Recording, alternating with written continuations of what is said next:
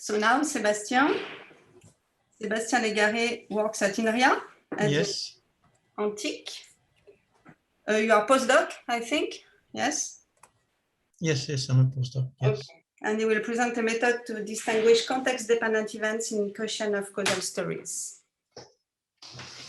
So you have 15 minutes. It's okay. Thank you, Elizabeth, and thank you everyone for attending this session. So, like Elizabeth said, I am Sébastien. If you come to Gathertown, you can recognize me as this little guy here. And today I will talk to you about quotients of causal stories. The talk will follow a quite a typical outline. What I want to start by saying is that I will spend quite some time on the introduction, explaining actually why we're interested in quotients of causal stories, because if we don't know why, then the how is not so interesting. So I will go very quickly over the method and direct you to the paper we have in the proceedings of the conference if you need more details. So our reasoning starts with interaction networks. So this is arguably one of the most popular objects of system biology. Typically, they represent biological molecules as nodes and interactions between those molecules as edges. Now, the thing is, most biological systems are actually quite complex. They're large in terms of number of interactions. So when you want to model an actual system with interaction networks, what you get is the infamous interaction hairball. And the problem with interaction hairballs is that they're incomprehensible in the sense that no matter how long you would look at such a graph, you would never really understand the behavior of the system that it represents. Instead, what we need to do is analyze the network. And one of the most intuitive analysis we can do is upstream analysis, where you follow edges of the network upstream, several steps, to find which molecules participate in the activation of your molecule of interest. Now, something that maybe you experienced if you worked with networks is you can get some perplexing results like this here, where what you get is that actually pretty much the whole system participates in activating your molecule. And it's perplexing because often this analysis is performed in the optic of finding drug targets. So this tells you that pretty much any molecule from your system could work as a drug target. So it's not really helpful. Now, when we think about it, it's actually not so surprising that we get a perplexing result like that when we realize that biological systems actually are much more complex than what we can represent with simple graphs. For example, if we have a system with an activation mechanism like that, with a protein which needs the phosphorylation of 2 of its residues to activate, well, if you represent it like this, it won't really work. For example, if one of the kinases is inhibited, well, the second kinase cannot only by itself activate the target protein. But if you ignore that, you will have in your model a propagation of the signal, which is wrong compared to what the real system does. So what we want to do is then add some details to our model. In systems biology, there's a lot of different methods that allow you to add details to your model. Boolean networks is an example. You can use those disjunction and conjunction to add some sort of details. But the method I want to focus on now are reaction-based modeling, which includes ODEs and Petri nets. So here's an example of a Petri net which encodes this activation mechanism. So it's called reaction-based modeling because those rectangular nodes here represent reactions. Now, the problem with Petri nets is they bring combinatorial explosion. So if I have a simple model here which uses the phosphorylation of EGFR, and I want as a modeler to add other phosphorylations of the EGFR protein, then I could add 1 more phosphorylation and it makes the model a bit more complicated.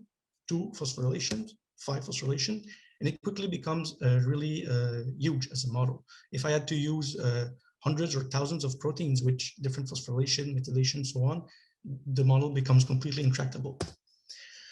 So at this point, what happens is, if I'm as a systems biologist, I want to build a large model. I have a problem because if I want to build a large model with interaction network, then I cannot add details to my model. If I want to add details using reaction-based modeling, I cannot make a really large model. So what can I do about it? I can use a rule-based modeling. As the word said, rule-based modeling uses rules. So rules are different from from reactions in the sense that you can define sites which are involved in interactions.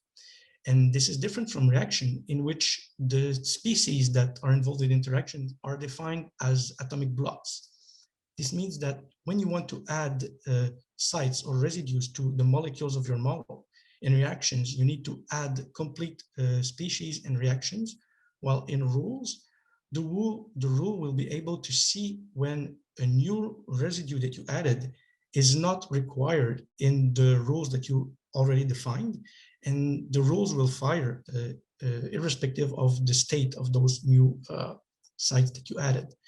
This is the don't care, don't write principle. This is what allows rule-based modeling to avoid combinatorial complexity, which actually occurs in reaction-based modeling.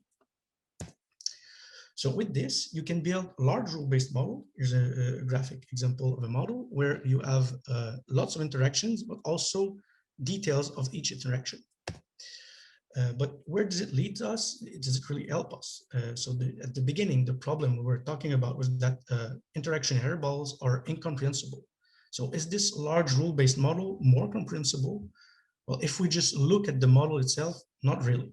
But what we can do is causality analysis. The basic motivation of that is the same as upstream analysis in the network. But leveraging the details that we put in the model, it can create objects like this here, which is sort of a pathway, which gives a much clearer picture of the paths which lead to the activation of chosen molecules. And the creation of those kind of objects really is the end goal of this project that we're doing. And this is what leads us to quotients of stories, because this is what we need to build our pathways from rule-based models.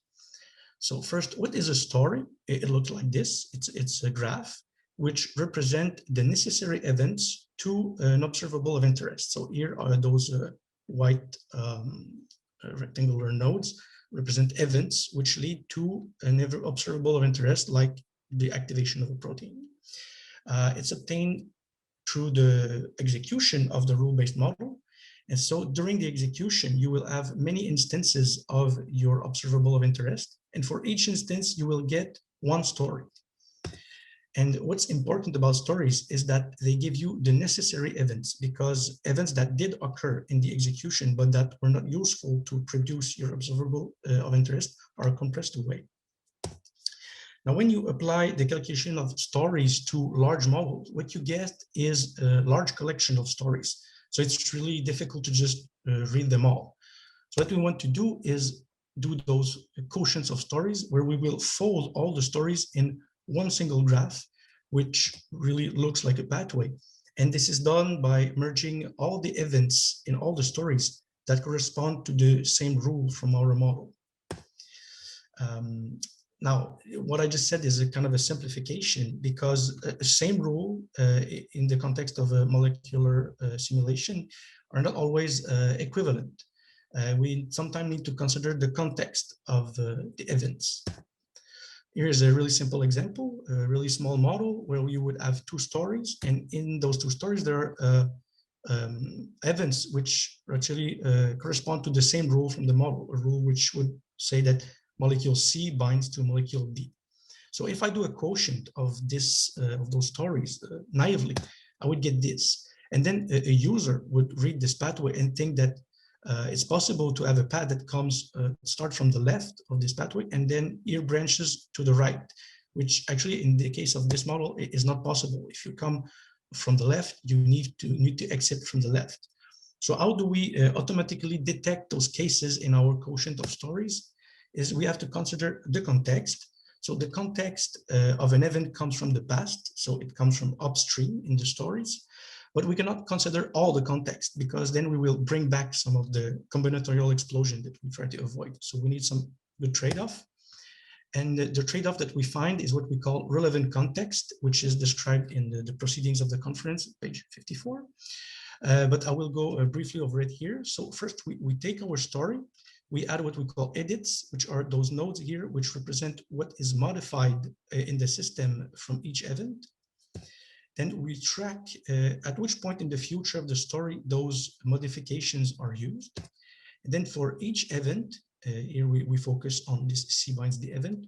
We first gather all the past edits, which are all the potential context of this event, and then we check which of those modifications are still useful in the future of the event, and those turn out to be the relevant context of our event. So using this, we can, for example, say that those two events, cbinds d, are actually the same rule in our model, but they actually have a different role in the propagation of the information in this model. So we can split the two stories and get a pathway that is not ambiguous. So the resulting pathways that we get on large models look like that. We can show them on an event-centric manner or a molecule-centric manner, which give slightly different insights.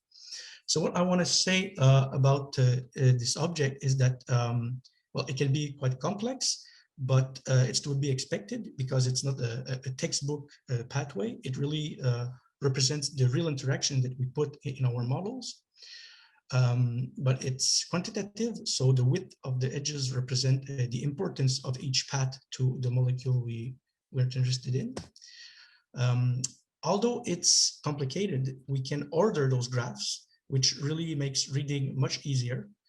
Here, we use a Graph-Viz to make a easy to read layout. And what it gives us is this pathway allows us to pinpoint upstream regulators of our molecular interest much more precisely than what we would get with an interaction network. So it brings a better general understanding of the system we're working on. Some limitations, of course, there are. So just to say quickly, the most obvious one is we need to know some mechanistic details and kinetics information also about your interactions. But there's some developments in this field that we can discuss maybe in the questions. And finally, I want to discuss something important about this approach that I just described. It's that it really brings a drastically different workflow from what we do with reaction-based modeling, in the sense that we don't need to reduce our models. If you want to model a really big system with Petri nets, you actually can do it. What you need to do is reduce the model towards a specific behavior that you know you want to study about your system. But when you do that, you actually need to understand at least partly the system before you build the model, which is kind of the reverse order of what we would want to do. Here, with this approach, you can really just smash together all the interactions of the system you want to study, and then get a posteriori understanding of the system. Some practical information. If you want to build a rule-based model like we did, we use Kappa. You can go on this website to see some information about that. We computed stories using Kaflo, which was coded by Jonathan Laurent. And I did the Kappa pathways, which does the quotient of stories. And finally, the funding from this project is coming to an end. So if you're in a lab where you want to work with large model and try to understand complex biological systems, please contact me at sebastien.légaré@inria.fr. And for this, I want to thank the people from the Kappa community, and thank you all for listening to this talk. Okay, thank you very much. And of course, if there are questions, I'm happy to answer. Time for question. So I begin with the first question. Does the performance of your method depend on the feature of the model? I don't know, the number of nodes, the rule, some complexity? Or... Yeah, well, there are two things. Well, first, there's the performance of the execution of the rule-based model, and then the performance of the quotienting of the stories. So rule-based models are interesting in the sense that usually the performance does not depend that much on the number of interactions you put in your model. But how simulations work is it really simulates individual proteins. So the scaling of it really depends on how large you simulate your system. So when I do my models, I typically put 1,000 individual of the proteins that I have in my model, which is actually a small number compared to what you would find in a real cell. So if you want to model a full cell with actual real numbers, then the simulation is really long. But this is something that is quite interesting about rule-based modeling, that actually the number of interactions you put, well, it does impact the time, the simulation time, but not that much. And then the quotienting of stories, actually, it takes a lot of time if the stories are very long, which depends on how long you run your simulation. So this, but the interesting thing is really you can put a really large amount of interactions and it should scale quite well. Okay. There are some other questions, one from Clémence Reda. So she says, thanks for your talk. On one of your examples, there is a cycle in the pathway. How do we manage to find upstream regulators in this case? Yeah, that's actually a really good question. So we do get loops here. So what I think is really often when we see pathways in textbook, there really are loops. But when we build a model, like I said, by slashing the interactions we know from the literature, from databases, there's actually, especially when we look at signaling, there's really a lot of loops which appear everywhere. And when we have loops, of course, the ranking of the nodes in loops becomes arbitrary.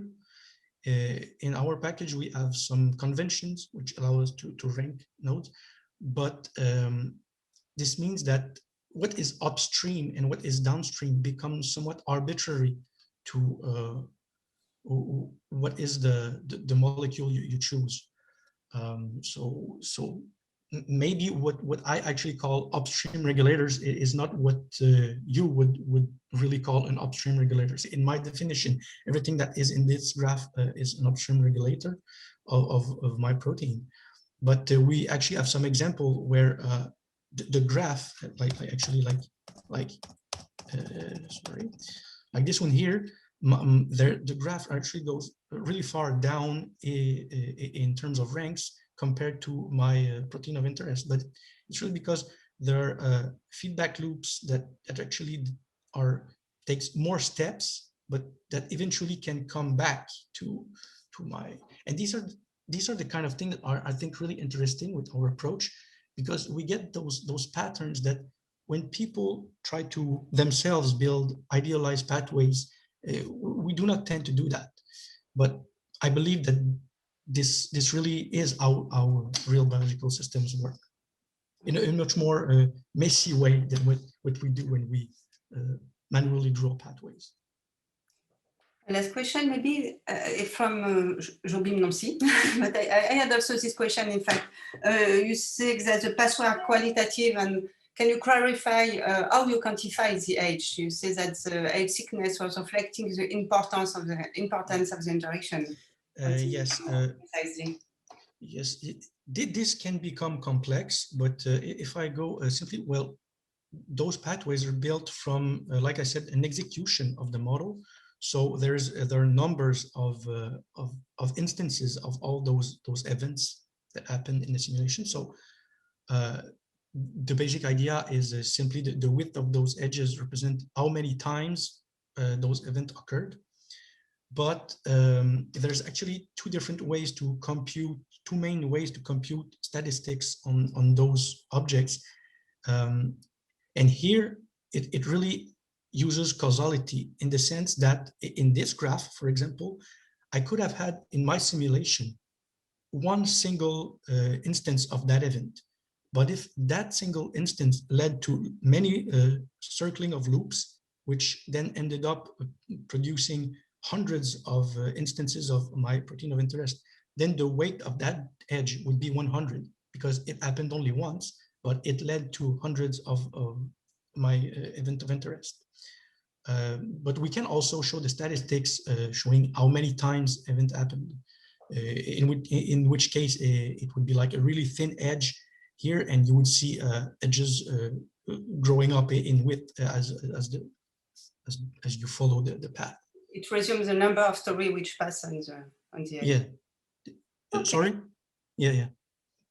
Okay, so that's already the end of the session. Thank you very much, Athénaïs and Sébastien. And so now there is a break and after a poster session at 11. Thank you very much to everybody. Thank you. Thank you.